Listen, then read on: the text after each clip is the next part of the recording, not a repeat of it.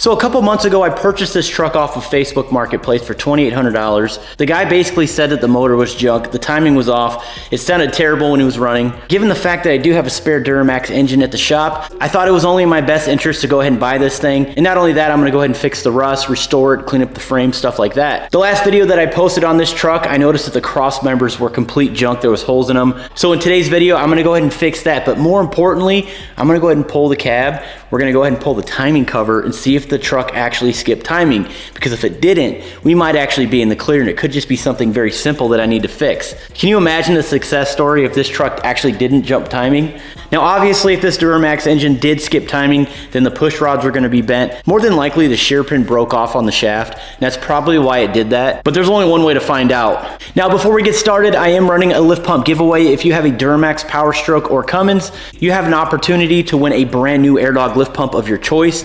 The contest ends December 8th. Every $1 spent on the website is one automatic entry. I will leave that link in the description as well as the comments. Definitely good luck to everybody, but without further ado, let's go ahead and tear into this truck. Today we're finally gonna be working on the Facebook Marketplace truck. We're gonna see how much damage is going on underneath the cab, so stay tuned, watch till the end. We're gonna go ahead and pull the cab, and we're gonna look up underneath it to see if the floorboard is all rusty too. Because if that's the case, we're gonna even have more issues. There's a hole right here, so obviously we can't reuse that. And this one's even worse because, yeah. So I went ahead and bought a replacement crossmember online, and I also bought an OE one. Looks a little rough, but it looks like somebody sandblasted it, wrapped it with saran wrap. I pulled it off, and there's some oxidation going on here. To make things a little easier, I'm just gonna plasma cut this stuff off. Just get all this out of there. And then I'm also ripping brake lines because we're not gonna need those either. This is my prime weld plasma cutter. This thing is awesome. It saved me a lot. We got some extra plates. I'm gonna show you guys how I'm doing that. If you're at all interested, get up underneath your truck and check that cross member in some way that you can, even if the fuel tank's on there, and just check to see if you have any holes in those cross members. Maybe a point of time when you go to the gas station and fill that tank all the way up to the top and you hit a bump just the wrong way, you hit a pothole, and that fuel tank just falls. It's actually happened to me in the past on my half-ton Silverado that I owned back in the day. And then on a side note, we're gonna be talking about this bad girl. This is a Ryan's Diesel Service Turbo. We're gonna talk more about specs on that in a later one to come. And if you don't know, we're already getting started. I got boxes and boxes and boxes.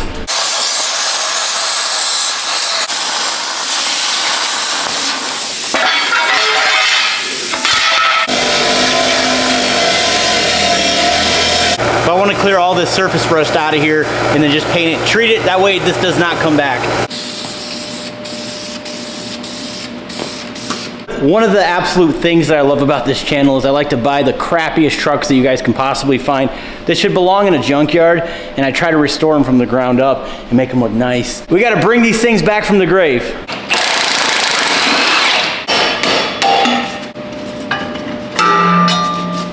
So I'm just gonna cut the cross member out first so I have some access to get to the back plates here. And then after that, I'm gonna go ahead and use these plates and weld them right to the frame.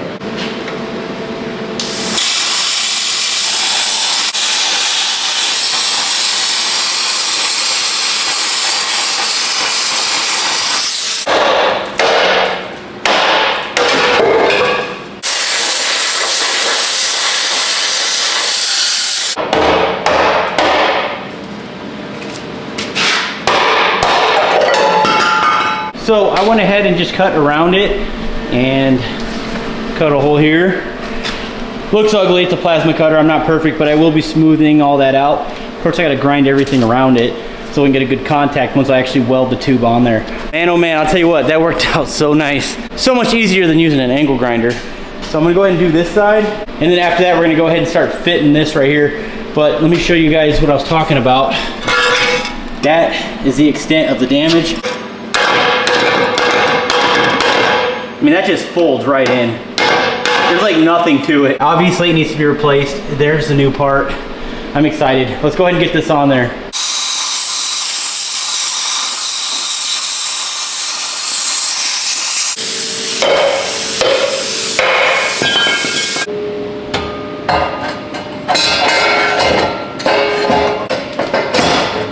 All you gotta do is feed this side in first. And once you get it in all the way through the hole, then you're gonna go ahead and just kind of tack that right through, get it nice and lined up. Here's my backing plate. I'm gonna go ahead and start doing the grinding process now. And then once I do that, I'm gonna tack it in, and then we're gonna burn it in. It's gonna look good. Hopefully it looks good, we'll see.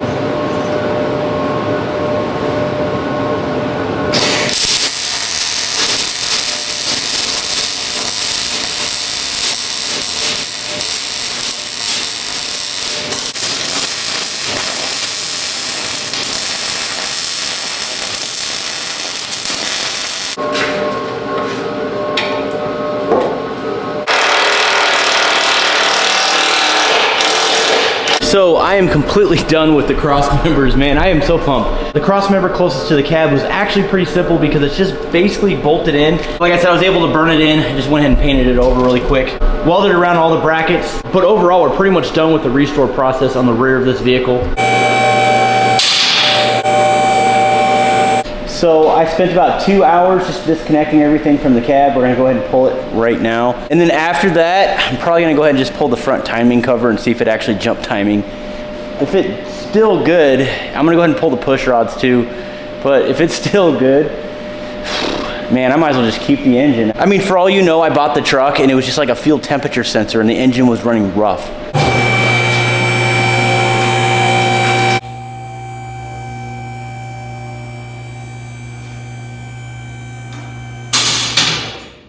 I'm gonna go ahead and grab that harmonic balancer and just wiggle it if there's any play whatsoever. It could be a crank too. But just visually inspecting this engine, it does not look that bad. There's really no issues that I can tell. As a matter of fact, it looks like there's a lot of parts that were installed on this truck in the past. But I'm kidding myself if this actually is a good engine. I really am. I highly doubt it. And since I have this thing up in the air, as you guys can tell, this fender is complete junk. This is to be expected. Cab corners, rockers, inners need to be replaced as well. I was just looking at it off camera and I gotta say, it looks great. It looks really good. A little concerning issues on the firewall, but I'm not too worried about it. But as you guys know, I'm trying to save this truck from the scrapyard. So I'm gonna go ahead and replace all this: rockers, cab corners, inners, doors. Yeah, it's almost like building another truck all over again. Here is the ugly frame, and look at that. See how it kind of stops because the cab was on it? You can see the difference. Probably got about 8 hours into this, but fortunately I got a lot more time on this frame to make it look nice. And I'm most definitely doing a Kodiak truck transfer case. That will be a future video. I'm excited about that. And I think we're gonna keep the brake lines. They look mint. All right, I'm gonna go ahead and loosen the belt really quick. Just get some tension off that.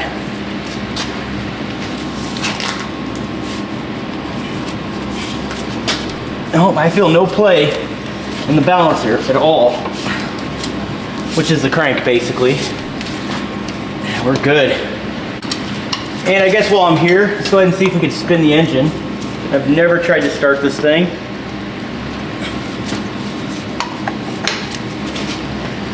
Yeah, it's moving good.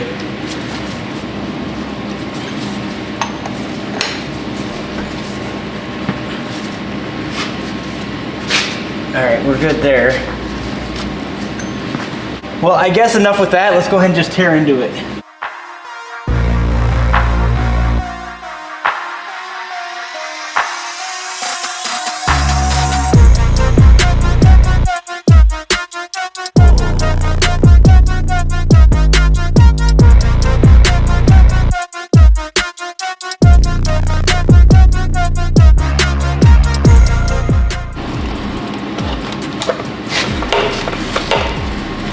Alright, moment of truth, here we go. Should probably take these off.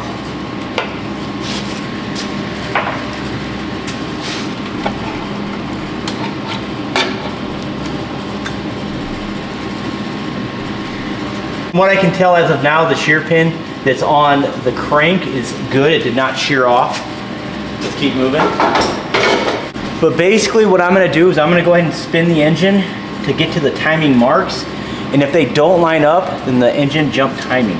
So that's what I'm gonna do right now. I hope you guys can see this. Oh, going the wrong way. All right, here we go. So yeah, that should line up exactly with the other tooth.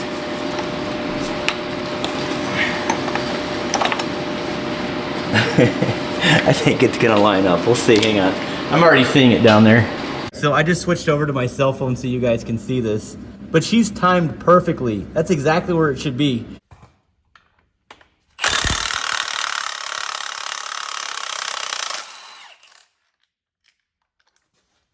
All right. And without even trying to pull the gear off, we're good to go. It didn't break. So this dowel pin and the cam gear dowel pin is good.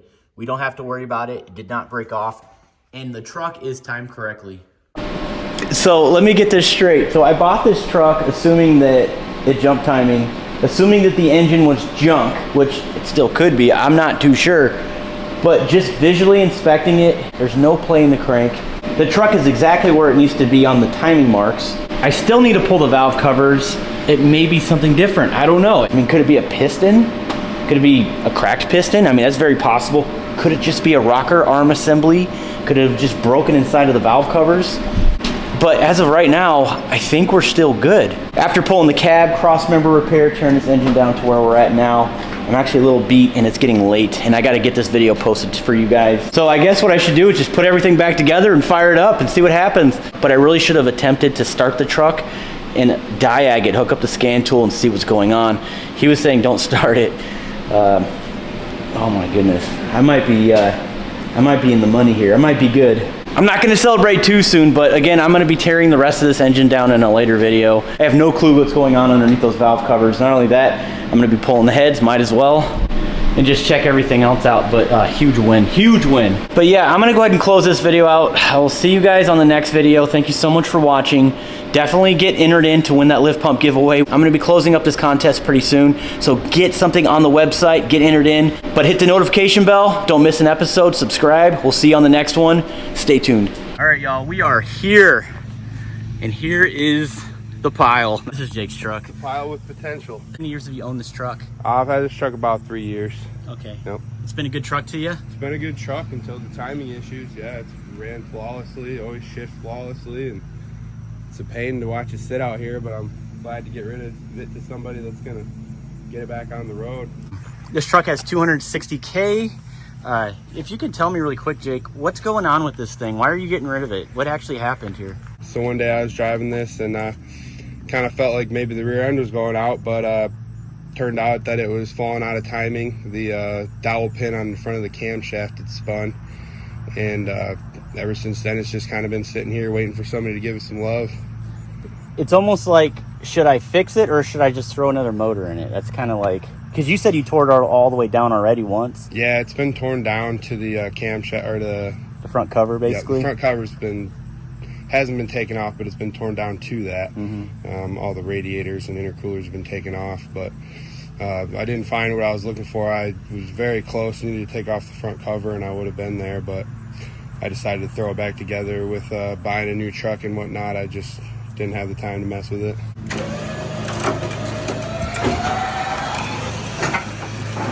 There we go.